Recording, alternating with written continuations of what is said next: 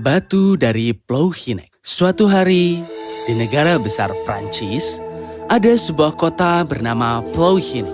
Di sisi lain Plouhinec, ada dua baris batu besar. Batu-batu itu begitu tinggi dan berat, diyakini bahwa hanya semua peri di dunia yang dapat menempatkannya dengan tegak. Tidak jauh dari jalan batu besar, dan di tepi sungai kecil Intail, hiduplah seorang pria bernama Marzin dan saudara perempuannya Rozenik. Rozenik adalah gadis yang sangat cantik dan diperlakukan seperti putri oleh saudara lelakinya, yang begitu sangat protektif. Dia akan menolak semua lamaran yang ditujukan kepada saudari perempuannya untuk dinikahi. Tidak, terima kasih. Adik perempuanku yang cantik suatu hari akan menikah dengan seorang pangeran, bukan pedagang apel yang konyol. Tetapi Marzin tidak menyadari bahwa fakta Rozenik dan teman masa kecilnya, Bernes, sedang jatuh cinta. Aku berharap aku adalah seorang pangeran, sehingga aku bisa meminta restu kepada kakakmu. Tapi sayangnya, aku hanyalah penebang kayu yang miskin. Nah, mengapa kau tidak memberitahu kakakku tentang kita di pesta besok? Tapi, Tidak ada tapi.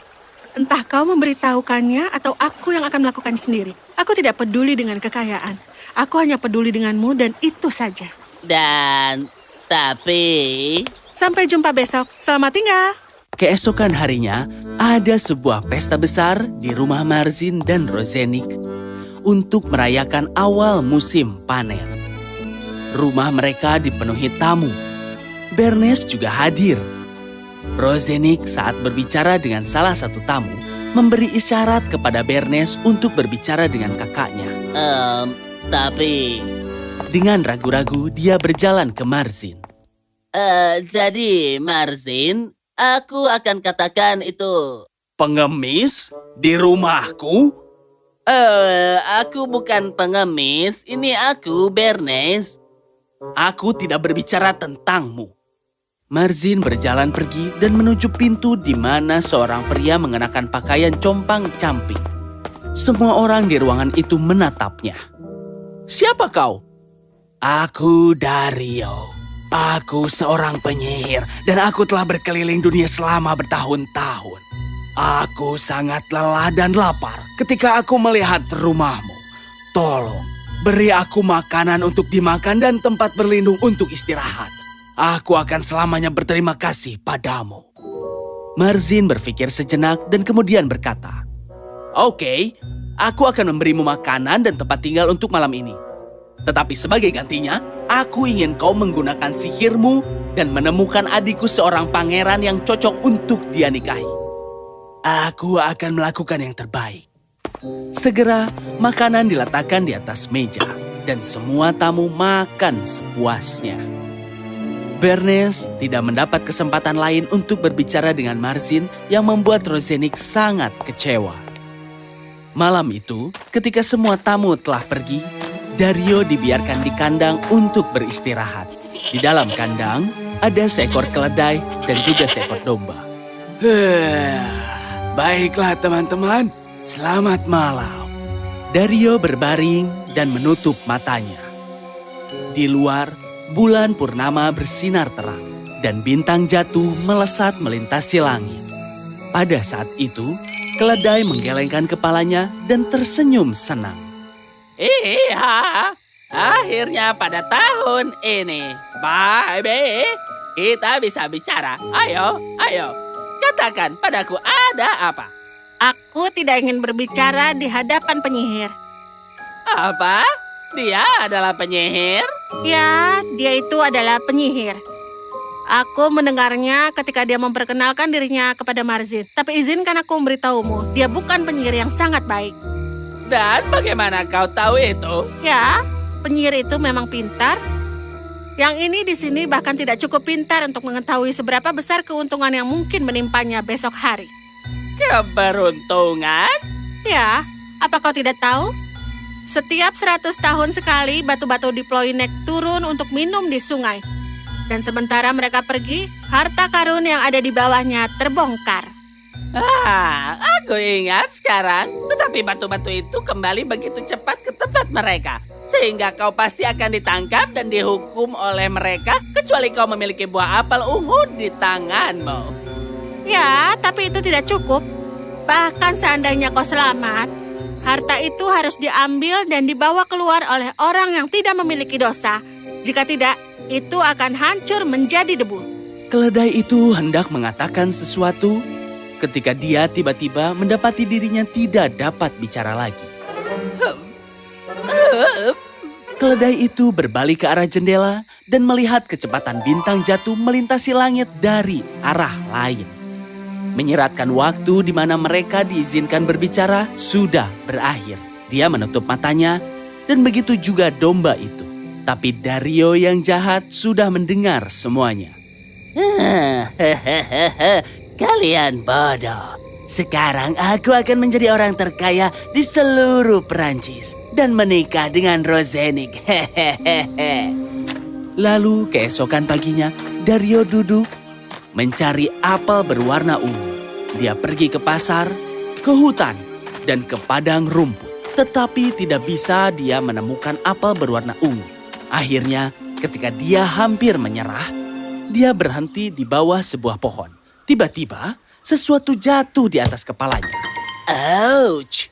Dia melihat ke bawah dan melihat itu adalah apel. Dan bukan sembarang apel, tapi apel ungu. Para malaikat telah memberkatiku. Sekarang aku akan menjadi orang terkaya di seluruh Perancis. Dengan apel di tangannya, Dario mencapai tempat di mana batu-batu tinggi berdiri.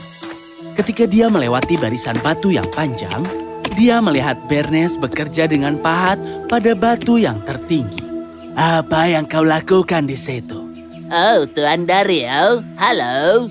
Kebetulan aku tidak punya pekerjaan hari ini, jadi aku pikir aku akan mengukir hati pada batu ini.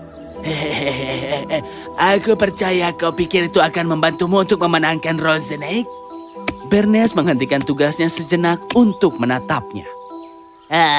Jadi kau tahu tentang itu? Sayangnya Marzin menginginkan saudara ipar yang memiliki lebih banyak uang daripada yang aku miliki. Dan seandainya, jika aku memberimu lebih banyak uang daripada yang pernah diimpikan Marzin? Kau? Ya, aku. Dan apa yang harus aku lakukan untuk mendapatkan uang itu? Biarkan aku memberitahumu bahwa jika itu adalah perbuatan yang salah, maka aku tidak akan melakukannya. Aku adalah seorang yang berbudi. Ini membuat Dario tersenyum.